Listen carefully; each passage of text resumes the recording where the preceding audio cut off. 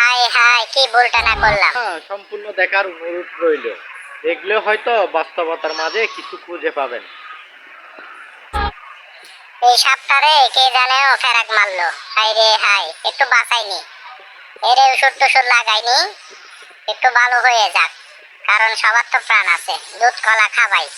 High রে high, কে জানি মারলো। হাই রে হাই, রাত তুই আমার দুধ কলা খাবাইছিস, মার এবার ছুপুর, কেমন লাগছে? হাই রে হাই, তোরা আমি বাঁচাইলাম, তুই আমার পিছন থেকে ছুরি মারলি। মা, তোমারে মানা করছিলাম না, এই মানুষের বাচ্চার মতো না, এগুলো হচ্ছে সাপ। সাপে কখনো দুধ কলা খাবাইতে নেই।